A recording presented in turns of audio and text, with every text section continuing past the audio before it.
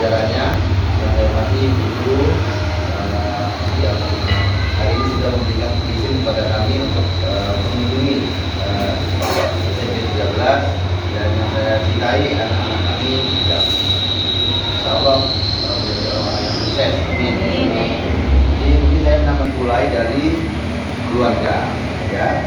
Bagaimana karakter mendidik anak itu di lingkungan keluarga, ya. Nanti mungkin karakter kita keras, mungkin karena mungkin didikan orang tua kita selalu mengajarkan yang keras, gitu. Main pukul, maaf kata bicara kotor, bicara kasar. Nah itu nanti mau tidak mau kadang-kadang emosional kita itu juga akan ikut ikut terpancing juga, gitu. Di sesama mungkin anak-anak di sekolah ataupun di tempat permainannya. Jadi pola asuh ini adalah pola asuh yang diterapkan di rumah, dan kemudian pola asuh juga yang diterapkan di sekolah juga ada.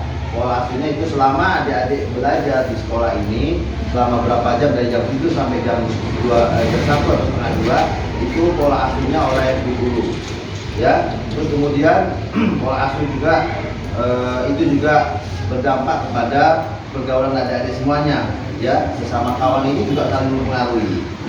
Jadi masa remaja tadi, di masa umur 13 tahun sampai umur 19 tahun, ya, sampai SMA nanti, apa ini udah kelas 3 ya? Kelas 9. Kelas 9 itu bentar lagi akan kepada SMA, ya.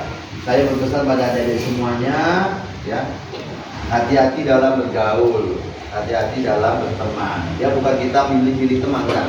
Tapi itu tadi yang bilang Bu Keti tadi, kawan juga akan mempengaruhi tingkah laku kita. Bagaimana kita bersikap kepada orang tua, kepada guru, kepada teman sesama kita, juga itu mempengaruhi dari programnya, atau maksudnya efek dari pertemanan kita yang tidak baik. Ya, masa remaja ini masih goyah, ya. Kalau dalam psikologi perkembangan anak itu kami juga belajar, itu perkembangan mulai dari bayi lahir sampai tua sampai mati itu juga kami pelajari, ya. Jadi remaja ini masih sifatnya masih meniru, ya, masih goyah dia, belum punya ketetapan yang mantap. Nengok ini begini, pengen begini, melihat seperti ini pengen mencoba, melihat seperti ini pengen mencoba. Jadi jangan dicoba-coba hal-hal yang negatif, ya. Jadi tadi trek-trekan, ya, sering nanti udah pakai motor mungkin. Lihat di perwira ini sering banyak terlihat, nggak usah ditiru, nggak usah ditonton, karena kita akan terpancing, kita nanti akan ikut juga, gitu. Kalau kita menonton anak-anak yang tertekan, anak-anak yang narkoba, anak-anak yang merokok, itu nanti kita akan mencoba, ya. Saya sering melihat anak-anak di asalan, ada nggak? Kalau asalan ada, ya nggak apa-apa. Nah, di anak-anak asalan itu sering kadang-kadang saya lihat nggak sholat tapi nongkrong di depan masjid. Nah itu jadi kan kita pengen gitu. Mungkin orang tuanya mungkin mengira dia sholat karena pergi, gitu, ya. Tetapi ini juga terjadi sebenarnya menipu diri sendiri dan menipu orang tua, juga menipu Tuhan. Kalau Tuhan ditipu nggak bisa. Jadi seperti itu, contohnya seperti itu. Karena kenapa? Pergaulan kawan-kawannya itu duduk di situ, tidak sholat, jadi dia ngikut. Aku kadang-kadang malah kita sekarang ini malah nanti kalau kita berbuat baik nanti dibilang sok alim, sok rajin, ya kan? Itu nggak usah dipikirkan. Tadi yang bilang Bu Keti, jadi berbuatlah yang positif, nanti akan menghasilkan yang positif. Contohnya dari kecil banyak yang hal-hal kecil, ada sampah di depan kelas, kita ambil saja, masalah. Itu salah satu. Ada sampah di kelas kita ambil untuk dimasukkan ke tong sampah. Itu juga hal yang positif, membiasakan kita untuk care ataupun kita peduli dengan hadiah-hadiah yang kecil. Kata Kak Agim itu mulai dari diri kita, mulai dari yang kecil, mulai sekarang. Bukan nantilah kalau udah SMA, nantilah kalau udah tua, tidak. Jadi ini pola asuh ini saling keterkaitan di rumah, di sekolah, dan nanti di lingkungan adik-adik bergaul baik di sekolah ataupun di rumah. Jadi itu juga sangat mempengaruhi bagaimana adik-adik nanti bersikap terhadap orang tua, bersikap terhadap guru. Ya, orang tua dan juga tadi Bu Keti tadi itu adalah hal yang nomor satu. Ya, jangan abaikan orang tua. Kalian bisa duduk di sini, bisa sekolah, itu juga insya Allah menambahkan orang tua kita. Ya, jangan sia-siakan masa mudanya ini. Jangan nanti hanya kita tamat SMP udahlah Pak, udahlah, jangan. Masa kalian ini kedepannya lebih tantangannya lebih luas daripada lebih ekstrim daripada yang sekarang ini, ya. Masa kami seperti ini, masa kalian nanti lebih ekstrim. Sekarang mau kerja minimal tamatan SMA, contohnya.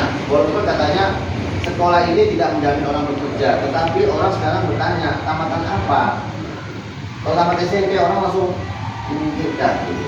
Tamat SMA pun masih menyingkirkan. Kadang-kadang yang S1 juga kadang-kadang masih diperhitungkan, kadang-kadang nggak sesuai dengan skill dan jurusannya. Nah, gitu. Jadi seperti itu, saya mengharapkan semangat adik-adik semuanya. Ya, kami datang ke sini karena kami peduli pada adik-adik semuanya. Kali saya mengingatkan, terima kasih Bu Guru, terima kasih Bu yang sudah memberikan kesempatan pada kami untuk datang. Mudah-mudahan inilah bentuk kami sedikit perhatian kepada adik-adik kita. Mungkin hari ini kelas ini, mungkin lain waktu nanti kelas yang lain atau di kesempatan yang lain kami akan turun bagaimana menjelaskan tentang pola asuh dan pola pergaulan adik-adik. Ingat, hal-hal yang negatif dihindari. Ya, pasti orang tua jangan begini nak, jangan begini nak, jangan begini nak, itu karena berarti ada larangan. Cuma sekarang orang tua ini melarang tapi tidak ada alasannya. Ya, nggak boleh merokok nak, kenapa? Merokok itu bahaya, merokok itu bisa nanti kecanduan.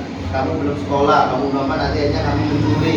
Karena kamu mau beli rokok juga akhirnya mencuri. Nah seperti itu rentetannya seperti itu. Nanti kalau lagi tabung gas hilang, sajo hilang. Nah itu kenapa? Itu kadang-kadang anak-anak pengen satu mungkin nggak pernah melem atau pernah merokok sehingga dia pengen. Oke, mungkin dari saya sekian. Terima kasih atas perhatiannya. Mohon maaf atas segala kekurangannya. Bila itu, assalamualaikum warahmatullahi wabarakatuh.